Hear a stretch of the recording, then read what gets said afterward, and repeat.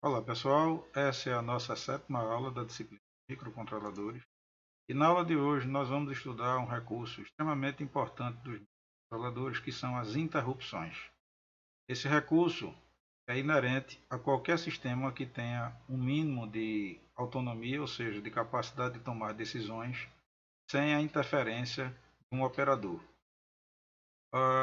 Nós vimos em aulas anteriores que os sistemas automatizados eles são fundamentalmente compostos por três blocos: o bloco de sensores, o bloco controlador e o bloco de atuadores.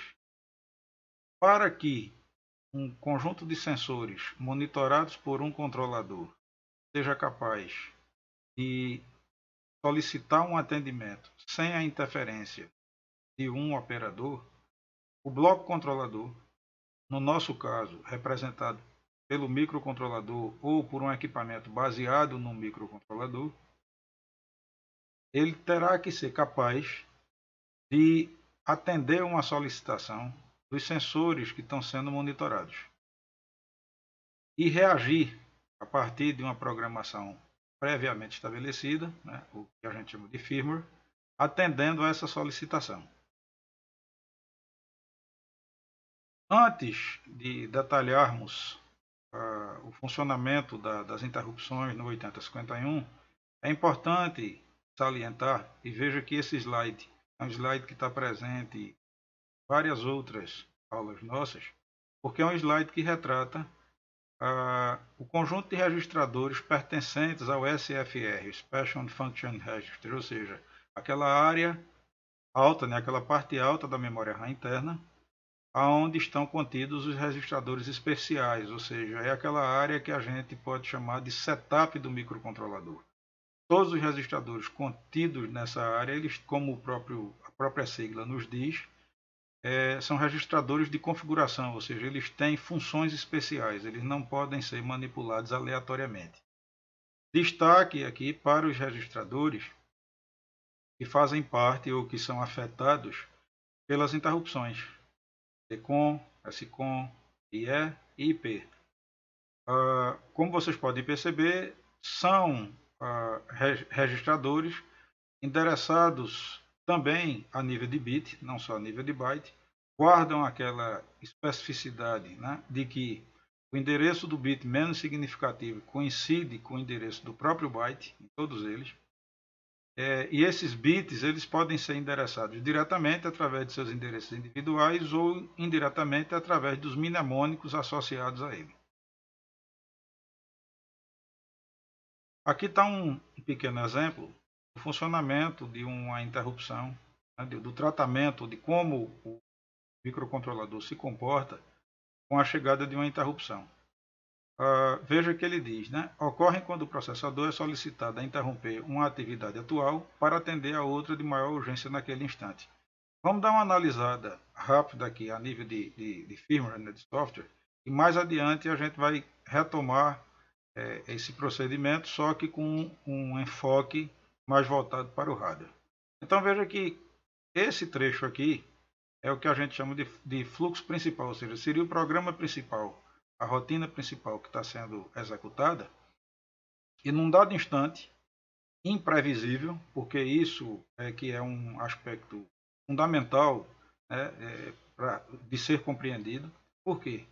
Porque nós vimos que chamadas de subrotina podem ser realizadas através de instruções como LCAL e ACAL, por exemplo, só que a chegada de uma interrupção, a dinâmica interna do microcontrolador com a chegada de uma interrupção se assemelha ao que nós já vimos na utilização da instrução LCAL ou ACAL. Só que, no caso das instruções, isso era previsto dentro do software, dentro do programa, né? A depender da lógica do programa, a instrução LCAL fazia com que ocorresse um desvio e manipulação da pilha, program counter. Só que, no caso das interrupções, são eventos imprevisíveis que podem chegar a qualquer momento, né, tendo em vista que a sua solicitação é realizada pelos sensores. Então perceba que aqui, num dado momento, a chegada de uma interrupção provoca um desvio para nesse caso aqui eu estou simulando a chegada de uma interrupção externa, nós vamos mais adiante entender um pouco melhor isso, mas aqui de início é importante que vocês observem que a chegada de uma interrupção faz com que o fluxo de execução do meu programa seja desviado para a subrotina que trata especificamente dessa interrupção. E um aspecto relevante a ser observado aqui nesse slide perceba que no meu programa principal, o acumulador, os registradores estavam sendo utilizados. No momento em que chega a interrupção, imediatamente as duas instruções que eu executei, ou seja, push, esse push 0 é 0 e push 01, na verdade armazenam na pilha os conteúdos do acumulador e do registrador R1. Veja, por que é que eu guardei apenas esses dois? Porque nesse caso específico, do tratamento dessa interrupção, eu só estou utilizando esses dois registradores. Aqui, tá? Veja que eu coloquei esses 3 pontinhos, eu tenho um programa, só que internamente, nesse programa, eu só vou utilizar o acumulador e o registrador R1, tá? Do banco zero, no caso. Então, o que é que acontece? Como o meu programa principal, aqui eu estou inclusive vendo que esses dois registradores estão sendo utilizados. Ele poderia nem estar, tá? Entretanto, é recomendável e as boas práticas da programação recomendam que tratamento de subrotina, principalmente quando são subrotinas que tratam interrupções, todos os registradores que serão utilizados na subrotina devem antes, tá, ser armazenados, ou seja, ter seus valores originais armazenados na pilha. Isso garante que você não os perca no retorno ao tronco principal do programa. Então veja que a primeira coisa que eu faço é guardar os valores originais dos registradores que eventualmente eu venha a utilizar na subrotina. Depois eu os recupero utilizando a filosofia, né, da pilha do 8051, que é o last in, first out, ou seja, LIFO, o primeiro a ser armazenado é o último a ser retirado. Ou seja, veja que eu guardei primeiro o acumulador, 0 a 0 é o endereço do acumulador, e eu estou representando dessa forma e não pelo mnemônico associado ao acumulador e ao R1, porque isso é uma imposição desse tipo de instrução, ou seja, a instrução push não aceita, né, trabalhar com os mnemônicos, apenas com os endereços diretos. Então veja que eu guardo primeiro o acumulador, depois o registrador R1 e recupero o R1, depois o acumulador. E no instante, e isso são as últimas instruções, ou seja, as instruções que antecedem imediatamente a instrução RET-I, tá? Que é return da interrupção, return interruption. Veja que, na verdade, a diferença entre essa instrução de fim de subrotina para a instrução que finaliza uma subrotina de tratamento, de atendimento de um helical é exatamente esse I. Ou seja, a instrução return, RET, é adequada, é indicada, né, para fechamento, finalização das rotinas de atendimento às subrotinas que são chamadas voluntariamente pelas instruções helical e acal. O RET-I é a última instrução de subrotinas que tratam interrupções. Então veja que ao encontrar uma RET-I, o programa volta para a linha imediatamente após a chamada dessa subrotina, ou melhor, perdão, após a chamada dessa interrupção, e o programa continua a sua execução.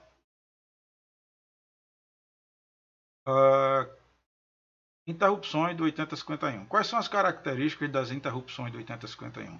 A vetorização significa o seguinte, pessoal.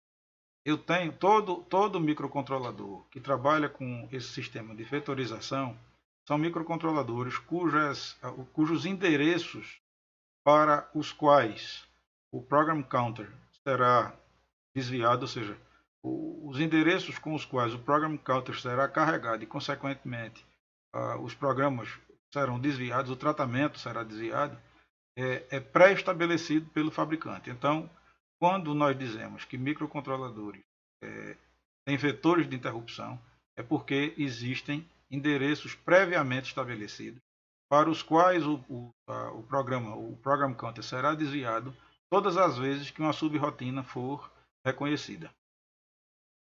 Mascaramento é um recurso que determina, quer dizer, os microcontroladores que possuem o recurso de mascaramento, e o 8051 é um deles, é a possibilidade de você simplesmente ignorar uma interrupção. Mascarar uma interrupção é não atendê-la. E no caso do 8051, isso é feito por um processo de habilitação ou desabilitação das interrupções. Claro que eu iniciei a aula dizendo que interrupções são recursos extremamente importantes. Entretanto, nem todos os projetos, ou a depender de onde você esteja utilizando um microcontrolador, você pode não precisar ou até mesmo qualquer interrupção pode ser algo indesejável. Então é interessante que nós tenhamos como mascarar, ou seja, como desabilitá-la. As priorizações é porque como nós temos no 8051, assim como em outros microcontroladores, várias fontes de interrupção, interrupções que cheguem simultâneas ou que não, ou que levem um tempo, né, para ser atendido, ou seja, que tem uma fila de atendimento, elas têm uma prioridade, tá? E ou elas têm uma prioridade natural ou podem ser priorizadas, no caso do 8051, isso acontece através de um registrador especial, ou seja, um registrador dedicado a definir qual é a sequência de atendimento das interrupções à medida que elas chegam. Se chegarem simultâneo, alguém vai ser priorizado. Existe uma prioridade natural, que nós vamos ver mais adiante, e existe a prioridade estabelecida pela configuração desse registrador específico para estabelecer as prioridades.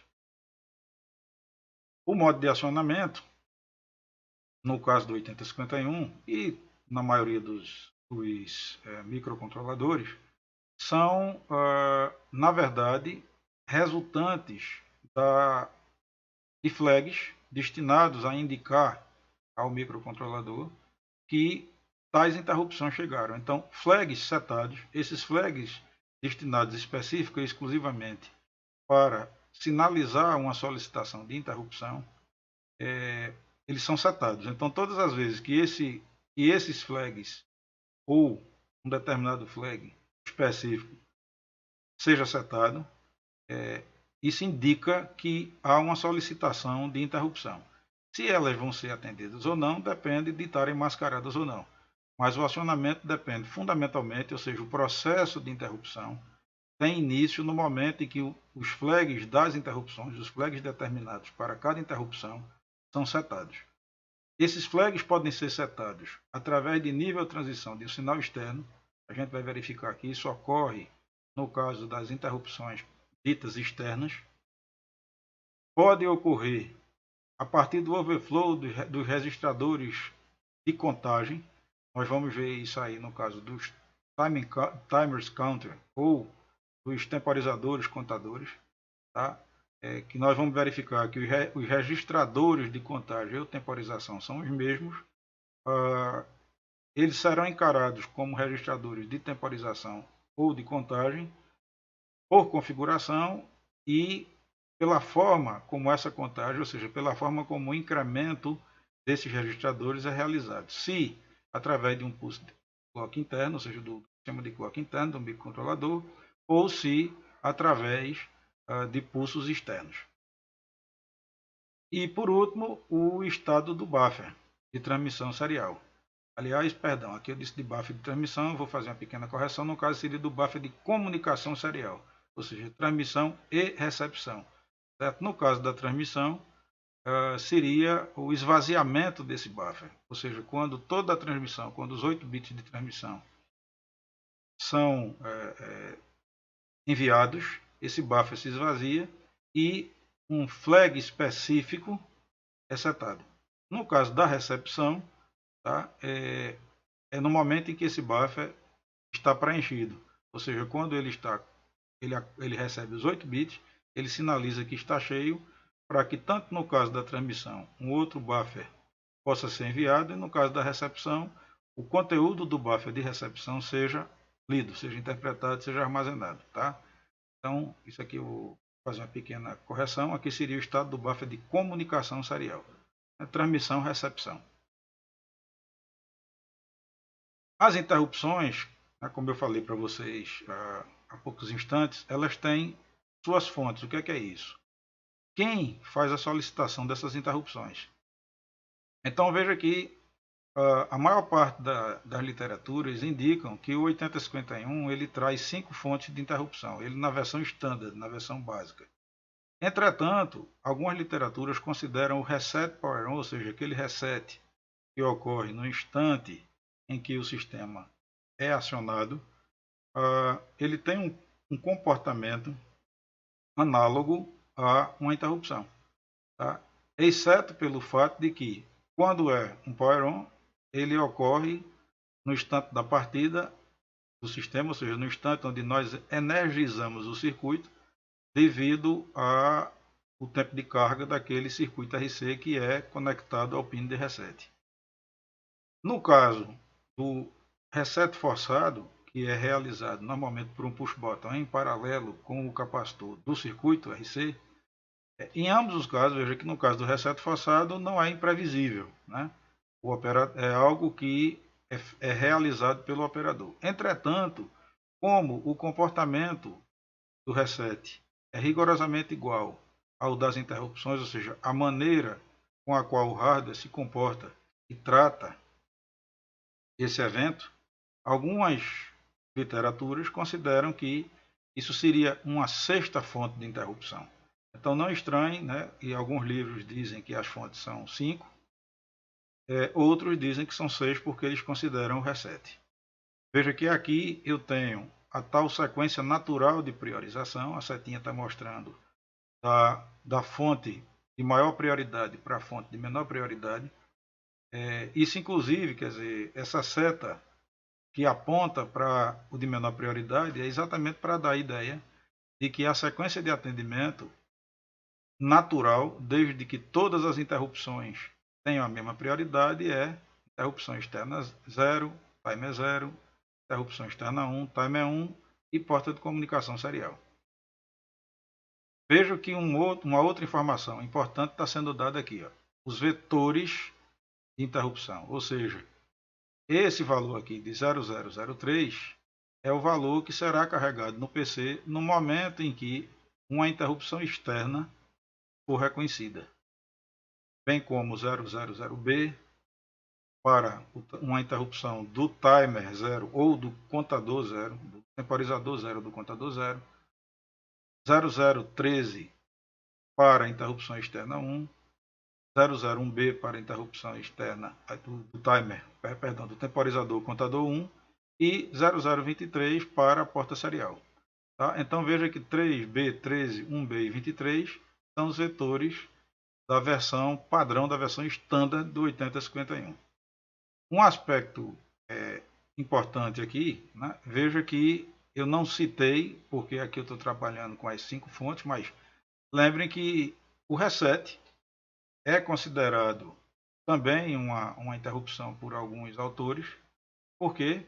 Porque nós vimos que um reset, seja ele voluntário, né, forçado, ou seja ele resultado da energização do sistema, ele faz com que o PC seja o program counter, o registrador funciona como um ponteiro de execução do meu firmware, ele seja carregado com 0000, ou seja, um endereço anterior ao da minha interrupção externa.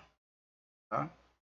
Outros membros da família 8051, ou seja, outras variantes do 8051, apresentam outras fontes, tá? Mas aí depende de uma consulta no datasheet para verificar para cada membro da família quais são as fontes de interrupção. Eu vos adianto que pode ser o quê? Conversores analógicos digitais, outra comunicação serial, mais um temporizador. No caso do 8052, ele, ao invés de ter 3 timers, ou seja, 3 temporizadores contadores, aliás, ao invés de ter 2 temporizadores contadores, ele tem 3, ele surge o segundo timer counter, o timer counter 2. Certo? Então, outros periféricos, né, ou fontes de interrupção surgem em variantes do 8051. Porém, a versão padrão, a versão standard, tem essas 5 mais o reset.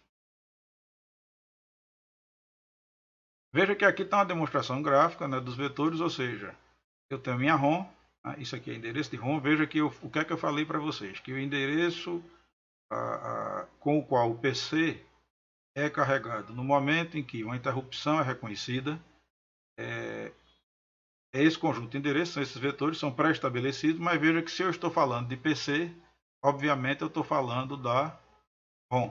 Tá? Claro que a gente pode, é evidente que existe possibilidades da gente trabalhar com RAMs armazenando firmware, mas isso não é indicado, isso não é praxe de programação, tá? Principalmente de sistema microcontrolado. Então, se eu estou falando de program counter, eu estou falando de firmware, consequentemente eu estou falando de memória só de leitura. E aí está aqui, veja que o primeiro deles, né, é o reset. O reset é carregado com o endereço 0000. A interrupção externa, aqui eu tive o cuidado de colocar para vocês, né, já qual é o mnemônico associado ao bit, né, que indica a solicitação de interrupção, ou seja, quando uma interrupção externa chega e atende aos requisitos que nós vamos ver mais adiante, esse bit E0 ele é setado. Quando é uma interrupção proveniente ou de um overflow de um registrador interno por pulse de clock, incrementado por pulse de clock, ou de um overflow desse mesmo registrador, incrementado por pulsos externos quando o sistema está configurado para ser contador, esse é o TF0, é o flag que é setado quando a solicitação proveniente do temporizador contador 0 ocorre. Aqui é o IE1, análogo à interrupção externa, quer dizer, aqui é a interrupção externa 1, a segunda interrupção externa. Certo? E aqui veja que são os endereços com os quais o PC é carregado quando esse flag é setado, ou seja, quando essa interrupção é reconhecida, tá? Ou seja, uma repetição do que nós vimos no slide anterior. E aqui está o da comunicação serial, ou seja, TI-RI, são os flags de transmissão e recepção, quando o buffer de transmissão está seco, se esvazia, ou quando o buffer de recepção está cheio. Tá? No caso, o PC é carregado com 0023. Um aspecto bem importante que tem muito a ver com o que eu estou insistentemente colocando para vocês quando a gente está montando o hardware, né, o programinha lá, aliás, quando a gente está montando o firmware, construindo o firmware, né, ou seja, o nosso programinha em assembler que vai ser armazenado na ROM do controlador, vocês devem lembrar que eu estou insistentemente colocando que após a instrução org0, ou seja, aquele conjunto de instruções que deverá ser escrita a partir do endereço 0000, notem que eu sempre estou colocando, inclusive na aula passada, quando eu falei, eu tinha inclusive cometido uma impropriedade quando eu coloquei uma instrução move logo após o org0. Por quê? Observe, isso vai ficar muito claro agora, veja.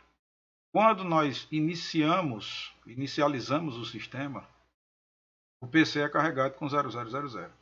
Mas veja que apenas 3 bytes após, ou seja, no endereço 0003, tem início o tratamento da minha interrupção externa 0, caso ela seja reconhecida, caso ela seja atendida. Note que 3 bytes é muito pouco espaço, são muito poucos bytes para qualquer tratamento de interrupção. E 3 bytes é exatamente, creio eu, não por acaso, é exatamente o número de bytes contidos, o número de bytes necessários para a execução de uma instrução do tipo ljump, que é o quê?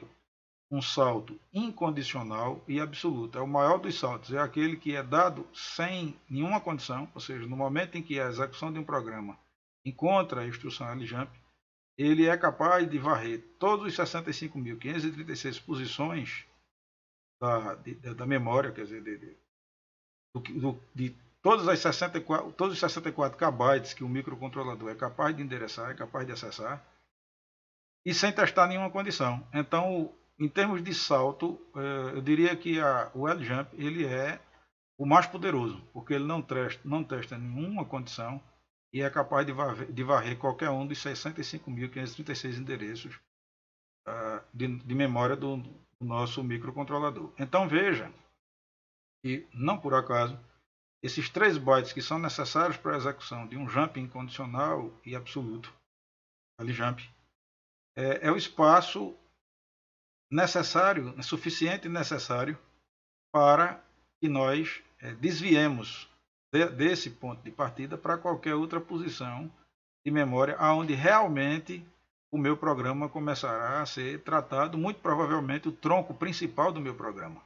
Então, por exemplo, se a gente está trabalhando dentro da filosofia downtop, ou seja, colocando, definindo variáveis, subrotinas, tabelas, tudo antes do nosso tronco principal, essa estrutura aqui deixa muito claro, ou seja, você vai desviar para, no caso do modelo downtop, você vai desviar para o endereço além de todos aqueles que o antecedem, ou seja, os endereços as rotinas de tratamento das interrupções, as tabelas. Então, do ponto de vista de estruturação do código, isso é algo interessante e é o necessário e suficiente. Né? Ou seja, eu tenho 3 bytes para desviar para o endereço onde eu vou realmente começar a tratar o código, ou seja, o tronco principal do meu programa. Todos os outros, observe que do meu vetor que trata a interrupção externa 0, para o vetor que trata o TC0, para o vetor que trata aí a interrupção externa 1, o TC1 e o canal serial, eu tenho sempre 8 bytes, tá, de espaço para inserir minha rotina de tratamento. 8 bytes é pouco? Sim, é pouco. E normalmente, quando a gente vai realizar algum tratamento de atendimento a qualquer uma dessas interrupções, o que comumente se faz também é um jump, tá, para uma nova posição.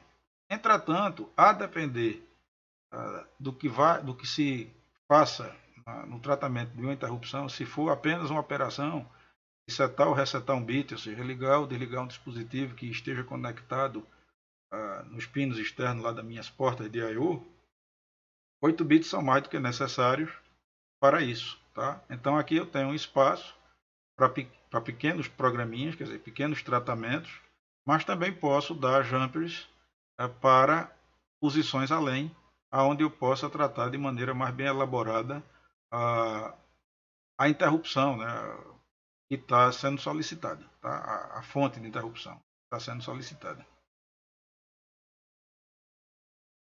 Vamos ver agora um pouquinho mais de detalhe como é que é o procedimento. Veja que lá atrás, o segundo ou terceiro slide, eu mostrei para vocês a nível de firmware, quer dizer, a nível de programação, como é que isso ocorria. Ou seja, é uma solicitação que ocorre de maneira imprevisível, né? De maneira aleatória. As interrupções ocorrem de maneira aleatória. Entretanto, a gente viu que existe uma sequência de atendimento, ou seja, a instrução que está sendo executada no momento em que a interrupção chega, ela é finalizada. A gente viu que imediatamente há um salto para a pilha, né? Ou seja, onde a gente armazena os registradores que serão utilizados na subrotina, executa a subrotina, recupera os registradores e volta para a linha que contém o código da instrução imediatamente após aquela instrução aonde ocorreu a solicitação de interrupção. Isso a gente viu a nível de firmware. Agora vamos ver a nível de hardware o que é que acontece internamente no microcontrolador.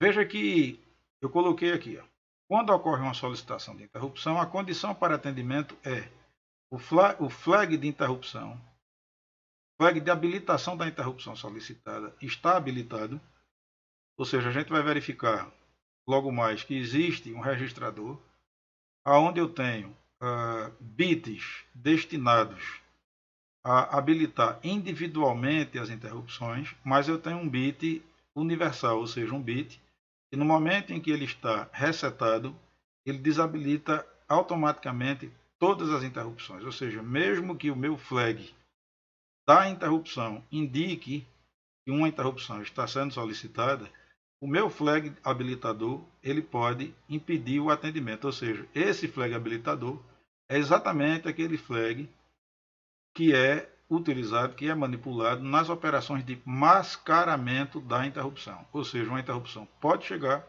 e se aquele meu flag tiver resetado, seja individualmente, ou seja, a partir do meu flag universal, essa interrupção não será atendida.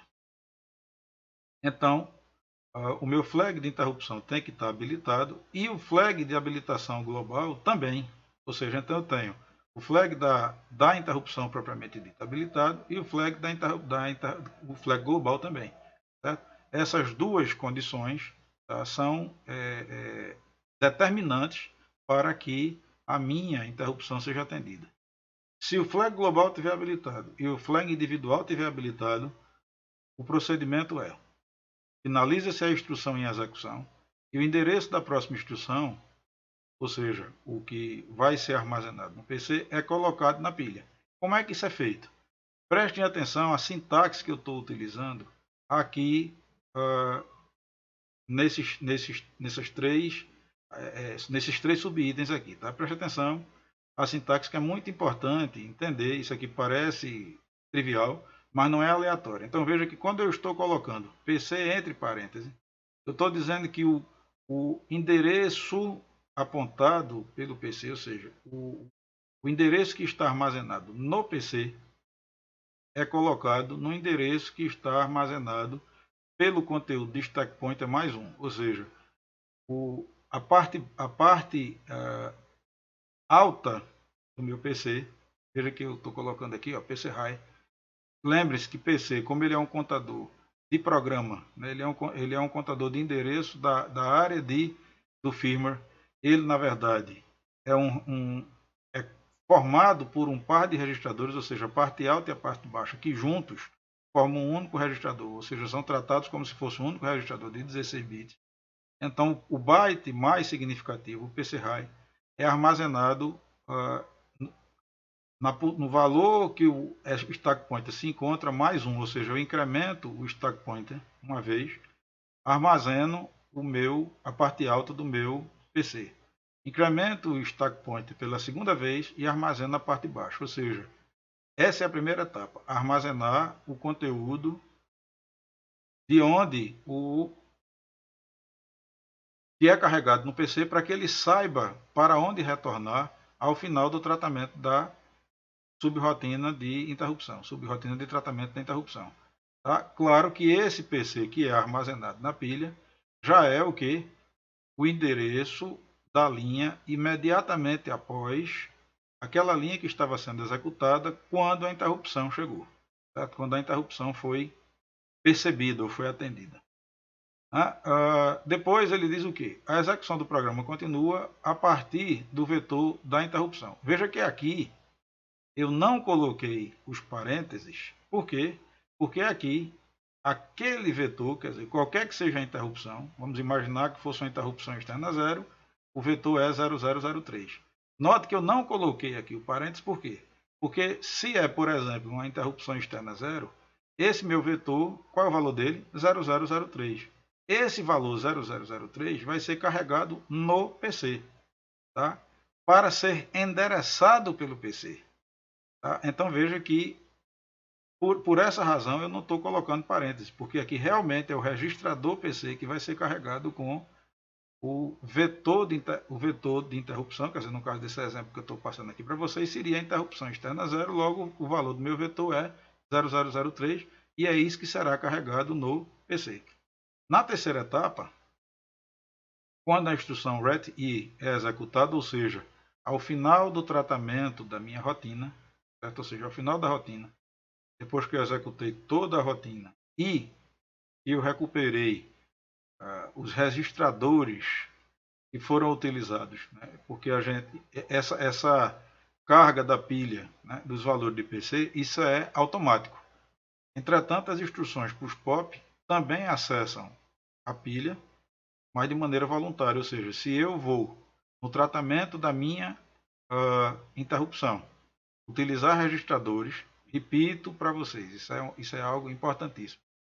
No tratamento da minha interrupção, né, ou seja, na subrotina de tratamento, eu utilizar algum registrador, a boa prática da programação recomenda que todos os registradores que forem utilizados nessa subrotina, eles sejam armazenados na pilha antes, são as primeiras linhas de execução da minha subrotina, terão que ser armazenar o conteúdo desses registradores que vão ser utilizados internamente na pilha, certo? E recuperar, obedecendo aquela lógica de que o primeiro a entrar é o último a sair, eles deverão ser recuperados pelas instruções POP, que também deverão ser as últimas instruções antes do RET-I, certo? Então isso é muito importante, tá? Porque como a gente já viu, interrupção é uma coisa que vai chegar aleatoriamente e você pode, na realidade, se você está usando registradores no interior da subrotina de tratamento, você vai estar alterando valores originais de registradores que podem estar sendo utilizados pelo programa principal. E aí, se você não tiver o cuidado de guardar esses valores originais para recuperá-los ao fim, ao final da subrotina, você simplesmente vai perder informações importantes e certamente o programa não vai funcionar de maneira adequada. Tá? Então, nesse terceiro passo, ao encontrar a instrução RET-I, o valor do topo de pilha é carregado no PC, tá? Ou seja, o stack pointer, ou seja, a posição atual do stack pointer, né, vai ser carregada no... Lembre-se que isso aqui, repare que isso aqui é o RET-I, ou seja, os POPs de recuperação, as instruções de recuperação dos registradores já foi executado, então ele voltou, o stack pointer voltou rigorosamente para aquela posição aonde agora só falta recuperar o que? Os endereços, o endereço de retorno, tá? A parte alta e a parte baixa. Então veja que o conteúdo, olha a sintaxe, é importantíssimo, olha a sintaxe aqui. Ó. O conteúdo do endereço apontado pelo atual valor do stack pointer é armazenado na parte baixa do program counter. E o endereço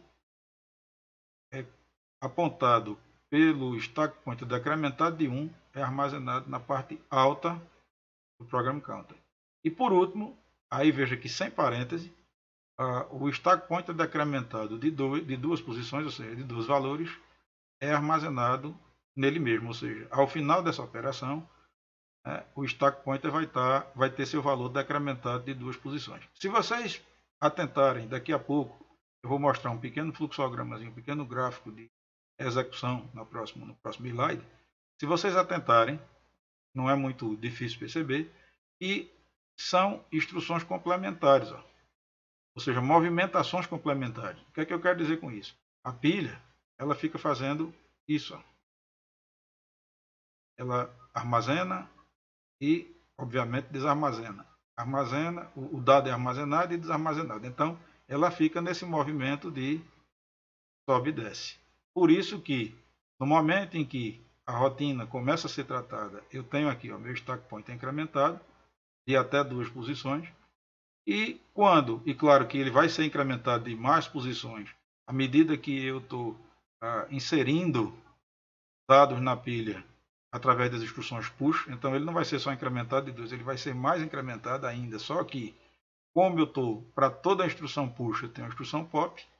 No final, ou seja, no momento em que ele encontra o RET-I, se o procedimento interno do tratamento da subrotina foi feito adequadamente, ele vai estar exatamente na posição onde 2 decrementos o colocam na condição inicial, na condição original, né, de quando a subrotina foi acessada, né, o tratamento da interrupção foi atendido. Então vamos ver isso aqui graficamente.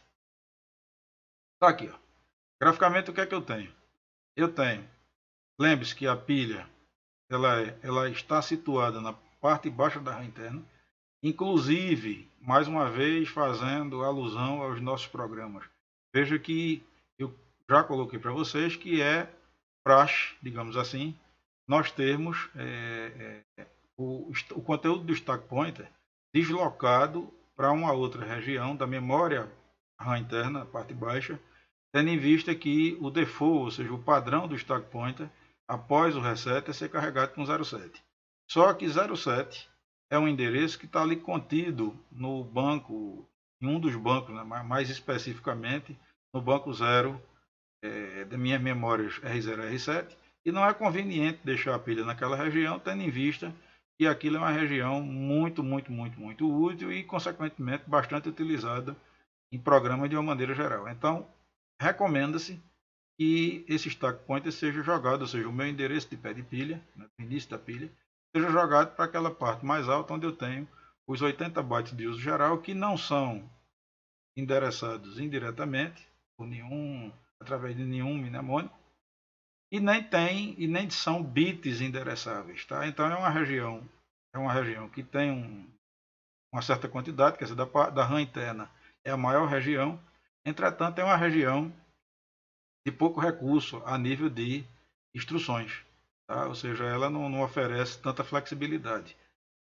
E é a maior região, então veja que, embora o stack pointer não traga a condição default dele, né, seja o valor seja 0,7, é sempre interessante, isso é prática recorrente da maior parte dos programadores, alocar a pilha para esses 80 bytes, cujo primeiro endereço é o endereço 30 e o último é o endereço 7F a nível de byte. Tá? Só que aí a gente, por uma instrução, por uma linha de programação, a gente move a pilha para essa região. Veja aqui a dinâmica, quer dizer, se a solicitação é atendida, o conteúdo do meu PC, tá? Ou seja, o endereço da linha imediatamente após a solicitação, interrupção, esse endereço é armazenado. Veja que meu stack pointer, o stack pointer originalmente tem um determinado valor de 8 bits, porque veja que ele é um registrador de 8 bits, assim como meus endereços da minha RAM, tanto a parte baixa quanto a parte alta, também são endereços de 8 bits, tá? Veja que o stack pointer está apontando para esse endereço, mas qual é o processo? No momento de armazenar, primeiro incrementa-se o valor do stack pointer para se guardar a parte alta, foi aquilo que eu falei para vocês agora há pouco, textualmente, agora a gente está vendo graficamente, tá? Então armazena-se a parte alta no valor do stack pointer incrementado de 1 unidade e a parte baixa no valor do stack pointer incrementado de 2 unidades. Está aqui a pilha, o valor do stack pointer. Ao final da operação, o stack pointer está incrementado de 2 posições e, uma vez que o conteúdo do PC está armazenado na pilha, veja que ele é carregado com o endereço do vetor de interrupção. Ou seja, a partir daqui ele vai executar o conjunto de instruções, tá certo? A sequência de instruções que está contida lá na subrotina de tratamento da interrupção em questão, né? da interrupção que está sendo atendida. Nesse outro gráfico é exatamente no momento onde a subrotina já foi atendida, já foi tratada, e nós estamos agora diante da instrução RET-I, ou seja, toda a rotina foi executada e agora a RET-I será executada indicando o fim do tratamento da subrotina e, consequentemente, a saída da mesma. Como é que isso é feito internamente a nível de hardware, a nível de registradores? Uma vez que a RET-I foi executada, veja que o endereço do PC, do Program Counter, é carregado com a parte baixa e a parte alta. Note que a parte alta, né, que foi a primeira a entrar, né, aliás, perdão, a última a entrar e a primeira a sair. Então veja que a última a entrar, né, foi a parte baixa do endereço, ela é recuperada imediatamente. Por quê? Porque note que depois que a pilha, né, movimentou meu ponteiro de pilha nesse incremento e decremento que eu falei para vocês, depois que ele executa os devidos pops, o endereço do meu stack pointer ele vai estar numa determinada posição que, uma vez que a RET-I for executado e, consequentemente, o endereço do PC for recuperado, a parte baixa, que foi a última a entrar, vai ser a primeira a ser recuperada. E a parte alta em sequência. Então veja aqui, ele traz o stack pointer, quer dizer, o conteúdo do endereço apontado pelo stack pointer, decrementa uma vez, traz a segunda parte, que é exatamente a parte alta desse endereço, e decrementa pela segunda vez, ou seja, ele manda o conteúdo da posição atual do stack pointer, decrementa uma vez, manda a segunda parte e decrementa a segunda vez. Tá? E fica, aí se vocês observarem, ó, fica fácil a gente notar que eu estava numa determinada posição, vim para cá, essa posição aqui, a partir de agora, obviamente, ela é o endereço do stack pointer mais 2, tomando como base o stack pointer inicial. Mas esse stack pointer mais 2, no momento da operação contrária, ou seja, no momento da execução do RETI, ele é visto pelo meu sistema como o endereço atual do stack pointer. Então veja que esse endereço atual do stack pointer é o endereço stack pointer mais 2 no momento em que eu iniciei a subrotina. No momento em que eu termino a subrotina, esse stack pointer mais 2, que agora passou a ser o meu stack pointer, é decrementado duas vezes. E esse stack pointer menos 2 é, na verdade, o stack pointer original de quando tudo começou. Tá? E é assim que funciona, ou seja, é aquela história. Esse stack pointer aqui, o início, termina sendo esse stack pointer daqui do final. Certo? Bom, eu espero que tenha ficado entendido essa parte. Não é difícil, é só prestar um pouquinho de atenção aqui ao gráfico. Caso tenha ficado alguma dúvida, por favor, coloquem no campo aqui de comentários do canal. Né? E aí a gente, repito para vocês, e a gente vai contornando essas dúvidas, tá? Vamos agora ver as interrupções, tá? Estudar os registradores, né, que tratam essas interrupções, mas vamos começar pelas interrupções externas. Tá? Veja aqui no começo o que foi que eu falei para vocês. Que controladores têm que ser capazes de atender solicitações externas, ou seja, sensores, né, ou dispositivos que estão ali conectados e que eventualmente podem precisar de atendimento, eles têm que ter como solicitar esse atendimento e o controlador tem que ter como compreender, tem que ter como atender isso, tem que ter como perceber que essa solicitação está sendo feita. E no caso das externas, das interrupções externas, nós temos esses pinos aqui. Ó.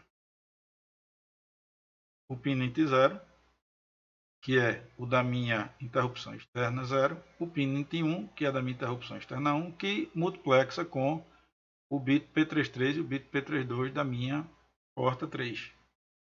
Tá? Veja que nós vamos ver, lá no segundo ou terceiro slide, eu coloquei para vocês que uma das formas de setar um flag de interrupção seria por transição ao nível. Ou seja, todas as vezes que a gente está falando de transição ao nível, na verdade eu estou falando da minha interrupção externa. Então veja que quando eu habilito por transição, ou seja, a interrupção é reconhecida quando há uma mudança de 1 para 0.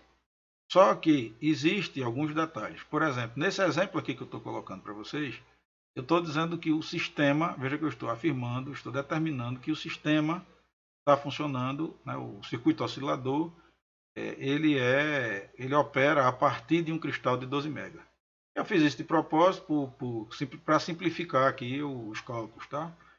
Lembrem que um ciclo de máquina, na verdade, ele é composto por 6 estados ou 12 pulsos. Clock. Ora, se eu tenho um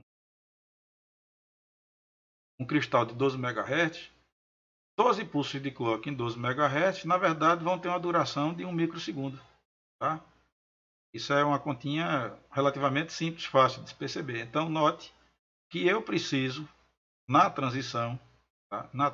Eu preciso, para que isso seja compreendido, que o meu não só ocorra a transição, como o microcontrolador, como esse sinal permaneça pelo menos 1 microsegundo em nível baixo. Certo? Se ele permanecer pelo menos 1 segundo, se houver a transição e ele permanecer um ciclo de máquina, ou seja, 1 microsegundo de nível baixo, eu digo 1 microsegundo porque eu estou com um cristal de 12 MHz, tá, gente? Essa duração do ciclo de máquina está diretamente ligada ao cristal que nós estamos utilizando, ao circuito oscilador. Tá? Então, se isso se realizar, tá? Aquele flag associado à interrupção externa ele será setado, tá? Indicando para o microcontrolador que houve, né, que ocorreu uma interrupção externa. Se por acaso eu configurar a minha interrupção externa para nível, o procedimento é quase igual, exceto porque não é uma borda, não é uma transição que está sendo observada, está sendo investigada, e sim realmente um nível, tanto que vocês vejam que o intervalo de tempo que o pino tem que permanecer em nível baixo, ele é bem maior do que no caso da transição. Então veja que quando eu estou por nível, eu tenho que ficar 4 ciclos de máquina, no caso do exemplo aqui, 4 microsegundos. Certo? Alguém poderia perguntar assim, professor, mas nesse caso seria apenas a duração? Quer dizer, como é que é essa dinâmica? Na verdade, o que ocorre aqui é o seguinte, preste atenção que tem um detalhe aqui importante, inclusive é um recurso que é muito utilizado por kits didáticos, tá? E mesmo por programas, né? Mesmo por equipamentos de fins comerciais, enfim. O, que o que eu quero dizer é o seguinte, preste atenção. Quando nós estamos trabalhando na configuração por transição, uma vez que ele detecta a transição, não importa o tempo, o intervalo de tempo, esse pino vai permanecer em nível baixo. Certo?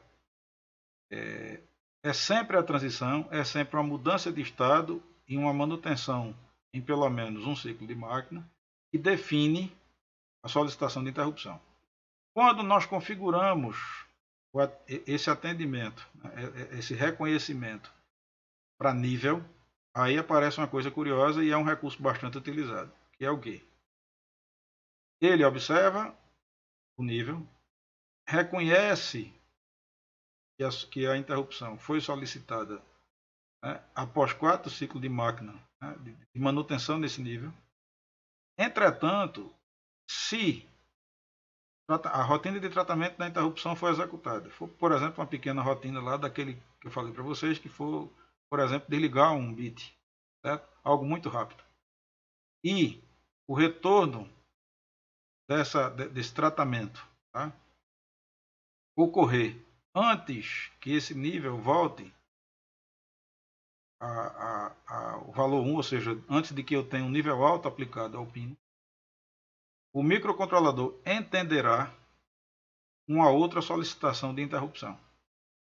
Então veja que tem uma diferença. Na transição, um único ciclo de máquina é suficiente para que ele entenda que a interrupção foi solicitada. Claro que eu tenho que estar lá no meu bit de configuração indicando que eu vou atender por transição. Mas além disso, né, e aí, uma vez que ocorreu a transição, não importa se isso aqui vai permanecer em nível baixo ou se vai voltar a nível alto, certo? Aqui não. Aqui, se ela permanecer em nível baixo, o que é que vai ocorrer? Uma vez que eu retorne da interrupção, ou seja, uma vez que eu leia lá meu RETI e volte para o tronco principal, se esse nível ainda estiver baixo, o microcontrolador vai entender que ocorreu uma nova solicitação de interrupção. Por que isso é importante? Veja, eu falei em equipamentos didáticos porque isso, no equipamento didático, por exemplo, essa interrupção por nível pode ser emulada ou simulada por uma chave que você coloca ali em nível baixo. Enquanto a chave estiver em nível baixo, ele entende que a interrupção está presente, ou seja, eu poderia trabalhar com execuções distintas, ou seja, uma chave em nível baixo poderia indicar uma subrotina que ficasse ali executando um determinado ciclo, né, um determinado funcionamento, um determinado comportamento, enquanto essa chave estivesse em nível baixo. Mas em equipamentos de controle de fins não didáticos, ou seja, equipamentos comerciais, uso doméstico, uso industrial, o sensor, o dispositivo que está solicitando um tratamento, solicitando uma interrupção, quando ele permanece em nível baixo, ele é interpretado deverá ser interpretado pelo controlador como uma interrupção e está solicitando atendimento, normalmente indicando uma falha do processo, uma situação de risco e que aquilo não foi solucionado.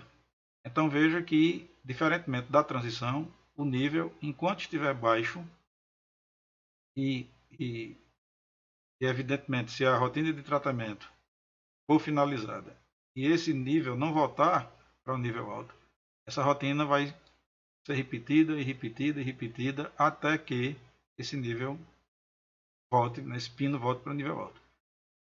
Ah, professor, e se for um problema que a rotina não esteja conseguindo solucionar? Bom, você pode, tá certo? E aí existem recursos, utilização de flags, auxiliares de uso geral ou registradores, aonde você possa estabelecer uma contagem e a partir de 2, 3, 4 atendimentos você pode modificar o tipo de tratamento, tá? Ou seja, desligar o sistema que está sinalizando, que está pedindo ali, né, socorro, entendeu? Que está pedindo atendimento.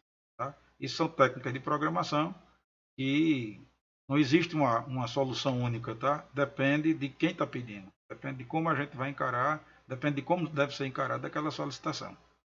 Certo? Então, essas são as formas da gente configurar as minhas interrupções externas e o comportamento dela conforme cada uma das modelos de atendimento, ou seja, dos modelos de disparo, né? Porque na verdade seria o disparo, seria a forma como o tratamento da interrupção seria inicializado. Bem, agora vamos começar os registradores, né?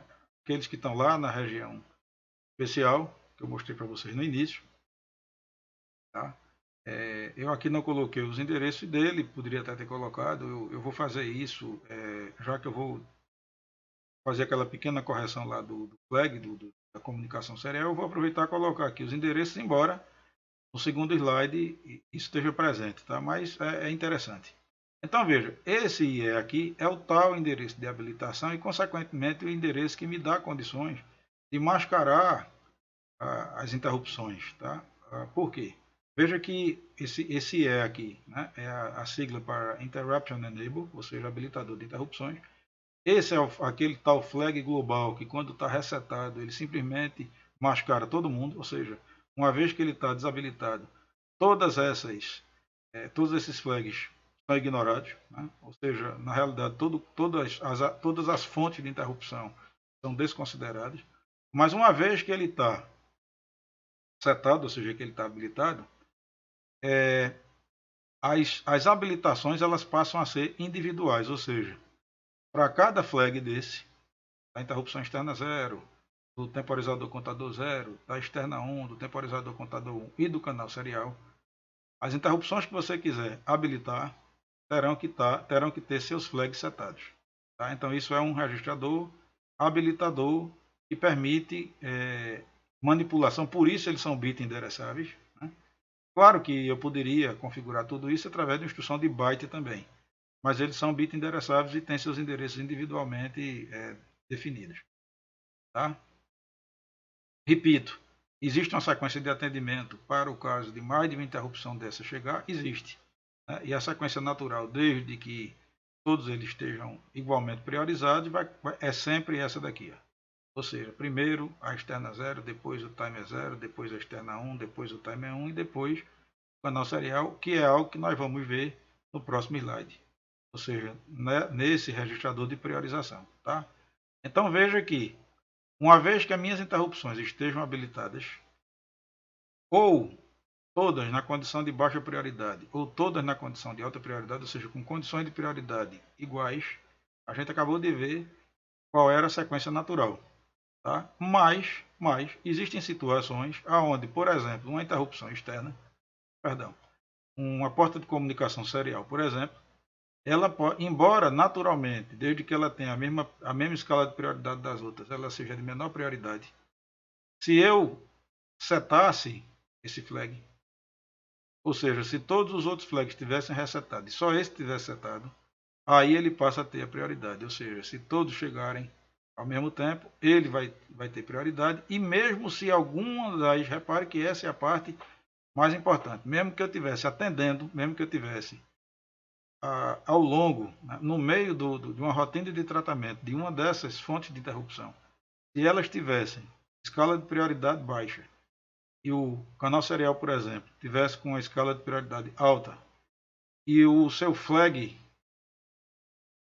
chegasse, ou seja, ele tivesse habilitado e o flag de interrupção do canal serial fosse setado, mesmo eu estando no interior de uma rotina de tratamento de uma interrupção qualquer de prioridade mais baixa, esse tratamento dessa interrupção seria interrompido e eu iria saltar dali para a subratina que trata o canal serial. Claro que aí vocês poderiam perguntar, e aí, como é que é? O procedimento seria rigorosamente o mesmo que ocorre quando eu estou no tronco principal e chega uma interrupção. Ou seja, eu vou guardar na pilha, veja que a pilha ela fica se deslocando, ou seja, não existe nenhum risco de superposição, ela vai sempre se deslocando em função dos dados que eu estou armazenando. Então, o que é que acontece? Eu estou ali ao longo de uma rotina de tratamento. Se uma interrupção de prioridade mais alta chega, aquilo é interrompido. A linha, imediatamente após a chamada de interrupção, o endereço dela é armazenado na pilha. Aquela rotina de tratamento da interrupção de mais alta prioridade é tratada, é executada, e ao final ela volta para aquela subrotina com um procedimento rigorosamente igual, rigorosamente análogo ao que nós vimos. Aquela rotina de tratamento é finalizada e ele volta para o tronco principal. Então veja que vocês devem estar percebendo a importância da pilha, né? O cuidado que nós temos que ter ao manipular com ela. Por quê? Porque todo o fluxo, toda a movimentação que é executada em termos de chamada de subrotina, seja ela voluntária através de helical ou acal, ou involuntária através de atendimento a interrupções habilitadas, depende fundamentalmente desse fluxo, né, de dados armazenados na pilha. Então a pilha realmente é algo extremamente importante, relevante, que exige atenção e que mal manipulada ela pode colocar, quer dizer, um bug que pode ser um erro fatal na execução de um projeto, na execução de um programa, de um firmware e, consequentemente, do funcionamento de todo um sistema. Tá? Então está aqui, esses são os bits que priorizam. Aqui a Interruption Priority, né? Vamos agora para o TCOM. Tá? O que é o TCOM? É um registro controlador dos meus temporizadores e contadores. Tá? Então, veja que eu destaquei aqui o IE0, o IE1, o TF0 e o TF1, por quê? Eu tenho outros bits, veja que o IT0 é o bit que configura. Veja como é interessante, né, a estrutura, compreender isso direitinho. E veja, a nível de bit, aquilo que a gente acabou de ver 2 ou 3 slides atrás, quando a gente estava vendo a questão da interrupção externa habilitada por transição ou por nível. Quem define a transição ou nível é exatamente o IT0. Se 0 é nível, se 1 é borda. Certo? O IE0, por sua vez, é o flag. Tá? Então, o IT0 define como a interrupção vai ser reconhecida e o IE0 define que ela foi reconhecida, ou seja, que ela chegou. Tá? Então, se ele está setado, é porque os requisitos, tá, para uma interrupção por nível ou por borda foram atendidos. Né? Se por nível, 4 ciclos de máquina em nível baixo, se por borda, 1 ciclo de máquina em nível baixo. Além obviamente, da transição. Tá? Então, o requisito foi atendido, foi cumprido e ele é setado. Raciocínio análogo para o par IT1 e E1. No caso dos temporizadores e contadores, eu tenho o TR0 e o TR1. Funcionam como bits liga-desliga, ou seja, se é o incremento do meu registrador de contagem, ele passa a acontecer em função do bit, do nível do bit aplicado a TR0 e ou TR1, quer dizer, se eu estiver trabalhando com o temporizador contador zero, eu seto o TR0.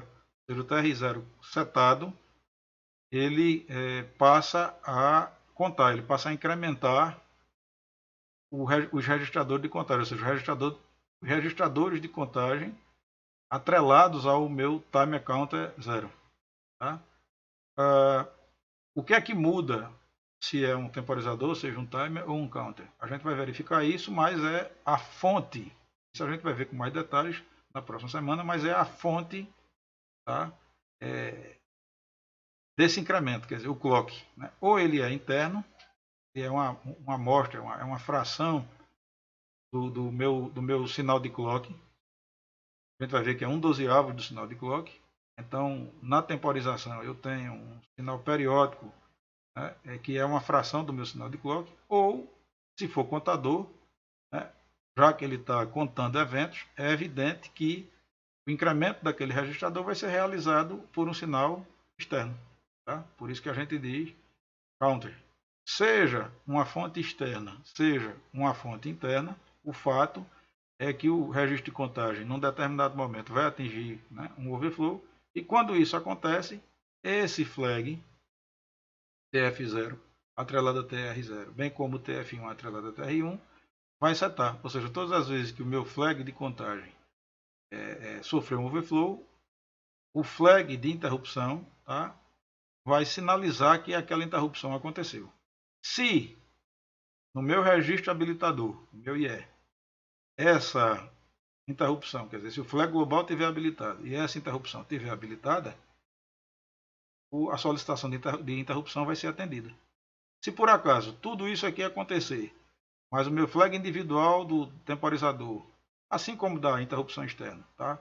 Ou o flag global estiverem desabilitados, né? Se o flag global estiver desabilitado, desabilita todo mundo. Se o flag individual estiver desabilitado, desabilita especificamente aquela interrupção. Então, nesse caso aqui, se um dos dois, né, estiver desabilitado, a minha interrupção, embora esse flag esteja setado, a minha interrupção não será atendida. Se ambos estiverem setados, ou seja, se a interrupção estiver habilitada, a partir do momento que esse cara for setado, todo aquele procedimento que nós vimos de mudança do conteúdo de PC, conteúdo original armazenado na pilha, enfim, toda aquela sequência passa a acontecer. Então veja que é muito importante entender, por isso que eu disse, essa aula é fundamental e é muito importante entender esse processo, porque ele é absolutamente concatenado, ele é logicamente concatenado. Tá? Não existe nada aqui desconectado. Tá? Tudo está atrelado, tudo requer uma boa compreensão, porque a boa compreensão disso é fundamental para a elaboração de um bom programa. Tá? E é por isso, né, que eu falo sempre que essa região de registros especiais, ela precisa ser bem compreendida, ela jamais pode ser manipulada de maneira aleatória, e tudo que está ali, na verdade, é por isso que eu digo sempre, eu costumo dizer que aquilo é a região de setup do microcontrolador. Tá? Aqui eu tenho por último, né, o último registrador, que é exatamente o registrador de comunicação serial. Eu não vou me ater tanto a explicar esse. No anterior era algo rápido. Aqui eu não vou me ater tanto. A gente vai, na nossa última semana, nós vamos trabalhar com comunicação serial. Por enquanto, aqui é toda a configuração do pacote de dados que vai ser transmitido ou que vai ser recebido. Mas aqui vamos nos ater a esses que estão em destaque, que são RI e TI, sendo o TI o registro, o flag de transmissão, né? E o RI o flag de recepção. Ou seja, esse flag de transmissão vai ser setado quando o meu buffer de transmissão serial esvaziar, ou seja, eu estou transmitindo byte serialmente.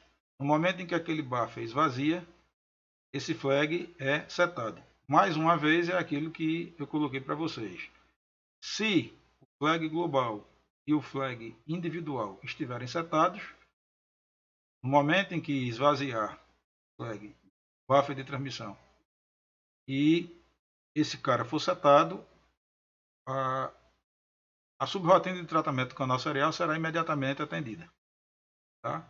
Caso contrário, mesmo esse flag sendo setado, a interrupção está mascarada e esse desvio vai ser, esse procedimento vai ser ignorado.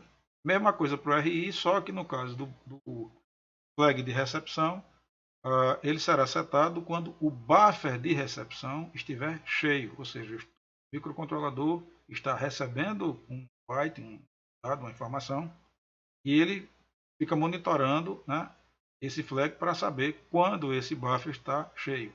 No momento em que esse buffer estiver cheio, esse flag é setado. Veja a dinâmica. O buffer cheio, o flag é setado.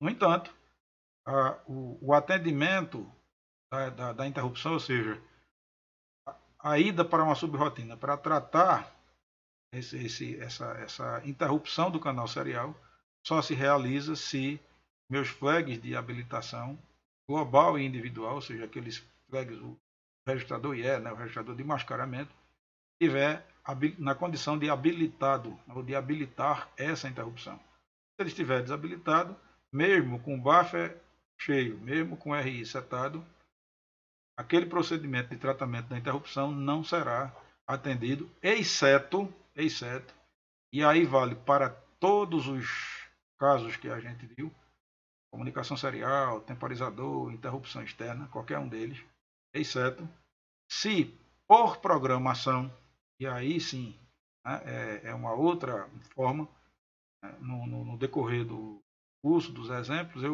ainda essa semana eu mostro para vocês isso. O meu flag de habilitação, ele dá condições, quer dizer, ele possibilita, ele estrutura, ele configura o sistema para que, uma vez que esses flags cheguem, automaticamente a subrotina seja acessada, ou seja, a interrupção seja automaticamente atendida. Mas existe um recurso, tá, de acionamento, ou seja, de tratamento da subrotina, que pode ser feito por software. Como é que é isso? Veja, percebam que eu falei para vocês que os flags eles são setados na medida em que as condições para reconhecimento da interrupção forem atendidas. No caso da interrupção externa por transição a nível, naquele tempo ali associado a ciclo de máquina, se aquele for cumprido, né, o flag é setado. No caso dos temporizadores, o overflow dos registradores, e no caso da comunicação serial, seria buffer seco ou buffer cheio para transmissão e recepção, respectivamente. Se eu tiver com o meu flag de habilitação numa condição em que desabilito todo mundo, isso não quer dizer que esses flags individuais, os flags que indicam que a interrupção chegou, né, que a interrupção foi feita, esses flags vão ser setados. Né? Esses dois aqui, por exemplo, eles vão ser setados se uma transmissão serial, se eu tiver um buffer e for incrementando ele ali até transmitir todos os bits, ou estiver aqui recebendo e o meu registrador, né, o meu buffer encher, eles vão ser setados. A habilitação ela é decisiva para definir se o atendimento vai ser automático. Mas, como esses flags são setados, como eles são endereçados individualmente, e mesmo que fosse a nível de byte, e como eu tenho instruções que são capazes de checar se o flag está setado ou não, perceba que, por software, eu tenho condição de checar se uma rotina foi, se uma interrupção foi solicitada. Tá? Talvez não fique muito claro, né, de maneira verbalizada, isso na prática talvez fique mais claro para vocês, mas reflita um pouco, abstraia um pouco, que veja que os flags de reconhecimento, eles existem.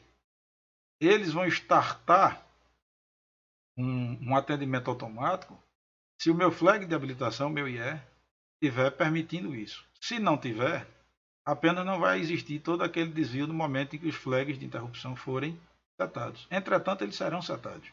E se eles serão setados, eu posso monitorá-los. Então, na verdade, por software, eu posso criar rotinas, eu posso criar laços e testes que verifiquem de tempos em tempos, ou seja, dentro de um determinado intervalo de tempo, se algum desses flags foi setado ou um especificamente que me interesse. Alguém poderia dizer, professor, qual é a vantagem disso? Em certas situações, por exemplo, quando eu estou tratando uma rotina de alta prioridade, tá? Ou mesmo quando eu estou tratando uma rotina que não tenha, que não esteja escalada ali como alta prioridade, mas ali na execução eu não queira sair daquele laço, isso realmente só uma condição de programação, tá? Poderia deixar mais claro. Eu posso simplesmente desabilitar, ou mesmo a própria interrupção. Aliás, perdão, é até mais comum, tá? Se eu estou tratando uma determinada interrupção, tá? E de repente chega uma outra solicitação, veja que coisa interessante. Eu quero estar atento a uma outra solicitação, o que é que eu faço? Eu simplesmente desabilito, porque no momento em que eu desabilito, eu possibilito a rechecagem, tá? Enfim, quando eu trouxer isso para exemplos, vai ficar mais claro. Mas o que é importante para vocês é isso. Eu posso desabilitar para evitar o atendimento automático, mas ao mesmo tempo posso, por software, ficar monitorando essa, essas solicitações de interrupção. Certo? Ou até mesmo um exemplo mais elementar seria o quê? Eu tenho um tronco principal que não pode estar sendo desviado aleatoriamente. Eu acho que, pronto, o raciocínio eu acho que mais convincente, mais lógico para vocês seria o seguinte: eu estou numa varredura, ou seja, o meu programa principal está varrendo o sistema que não pode ser interrompido aleatoriamente, tá? E aí o que é que eu faço? Eu simplesmente desabilito as interrupções, mantenho o programa no tronco principal e vou, vez por outra, monitorar, porque o monitoramento de um flag é algo muito mais rápido do que o desvio para o tratamento de toda uma rotina. Então eu fico checando esses flags numa base de tempo estabelecida por mim. E no momento que eu percebo que essa interrupção chegou, já que os flags só são setados por hardware quando eu atendo a interrupção, então ele vai ficar lá, tá? Ele vai ficar lá. E aí eu, como a prioridade máxima, a prioridade mais alta é do tronco principal e ele não pode ser negligenciado aleatoriamente, eu simplesmente eu mascaro todas as interrupções ou as interrupções que o meu sistema eventualmente precisa trabalhar, precisa atender, e fico monitorando ela dentro de um certo intervalo de tempo, tá? De modo que, como eu estou no tronco principal e o meu firmware, nesse caso aí, já que vai ser uma chamada voluntária, ou seja, eu posso chamar a rotina de tratamento através de um helical, e vai acontecer, isso vai acontecer no momento conveniente, certo? Então, eu acredito que agora talvez eu tenha sido mais feliz aqui no exemplo, ou seja, eu tenho um tronco principal que não pode ser interrompido aleatoriamente, né? Já que as interrupções, por exemplo, talvez nesse caso elas teriam menos importância do que o tronco principal. Então, eu vou atender quando for conveniente, ou seja, quando a varredura que eu estou estabelecendo ali não esteja passando por um ponto crítico aonde ela eventualmente seja interrompida no caso de um atendimento automático. Tá? Então, a história seria essa. Por último, para encerrar nossa aula de hoje, tá? Aqui tem um pequeno resumo desse mecanismo. Tá? Então, veja que eu tenho os flags associados às interrupções, tá? Canal serial, temporizador contador 1, externa 1, temporizador contador 0, externa 0. A forma como cada um deles, né, é logicamente configurado, ou seja, veja que aqui o meu int 0 ele pode ser 0 por nível. Veja que aqui ó, ele vai setar o IE ou por transição, então veja que esse é setado ou por transição ou por nível. Mesma coisa para o int 1. Né? Os TFs, isso aqui, ó, como eu falei para vocês, né? Ele vai ser setado a depender, tá certo? Do overflow do meu registro de contagem, que por sua vez vai ser incrementado por uma fonte interna ou externa, né? Interna através de uma fração do pulso de clock e externa através de eventos externos, né, que geram impulsos num determinado pino. Tá? Ou seja, vamos até voltar um pouco aqui para o microcontrolador, certo? Vale a pena observar isso aqui, ó. São esses dois caras aqui, ó, T0 e T1. Então, eu vou aplicar os meus pulsos de contagem, tá? O T0 multiplexa com P34 e o T1 multiplexa com P35. Tá? Então é através desses caras que eu vou incrementar ou decrementar os meus registros de contagem quando eu estiver configurando o meu contador, né? Quando eu estiver configurando esse registrador para que os pulsos sejam externos, ou seja, esteja configurando ele como um contador. Né? Vocês vão verificar por que é que pulso interno é adequado para a temporização e pulso externo para contador. Aliás, a gente já pode explicar previamente aqui, embora isso seja nosso próximo assunto. A questão é, quando eu estou querendo temporizar, o importante para mim é uma base de tempo precisa. Logo, uma fração do meu clock interno é o que é mais adequado para mim, porque é um sinal periódico. Tá? É um sinal periódico com um período, uma base de tempo definida, ou seja, isso me traz uma condição de estabelecer uma base de tempo com uma certa precisão. Certo? Uma certa não, uma boa precisão. Tá? Quando eu estou contando eventos, por exemplo, estou com um sensor ali monitorando a passagem de caixas por uma esteira, ele está contando caixa. Veja que não há nenhuma obrigatoriedade, não há nenhuma imposição de que objetos que estão sendo contados, por exemplo, numa esteira, eles guardem uma periodicidade, né, desse tempo de amostragem. Não existe. Né? É algo que está sendo contado, por isso que a gente diz contador de eventos. Esses eventos não guardam nenhum compromisso de periodicidade, por isso que a gente diz que é algo aleatório, é um contador de eventos aleatório. Certo? Mas veja que é exatamente esses eventos que incrementam o meu registrador. Por isso que a gente diz que nesse caso ele estaria configurado para ser um contador. Certo? Veja que aqui, ó, no caso do meu registrador, note que eu tenho uma operação I entre o meu habilitador global e entre os bits individuais. Então note que uma interrupção externa zero, por exemplo, ela só vai ser atendida, ela só vai passar para as outras etapas, né? Se o bit individual dela estiver habilitado, ou seja, essa chave estiver fechada, ela estiver setada, tiver 1. E se o meu habilitador global também estiver setado. Veja que o habilitador global, ele traz, veja que aqui ele está mostrando claramente que 0 desabilita todo mundo, 1 permite as habilitações individuais. Então é muito importante entender isso. Ó. O 0 desabilita todo mundo, mascara todas as interrupções. O 1 permite as habilitações individuais, ou seja, habilita ele possibilita as habilitações, né, individuais de cada um deles.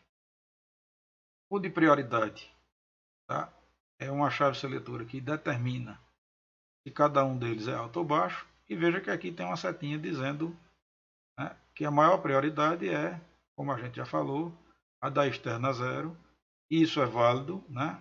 A ordem natural, essa ordem natural de priorização, se nós tivermos com todas elas na mesma escala de prioridade, ou seja, com o mesmo nível de prioridade, aliás.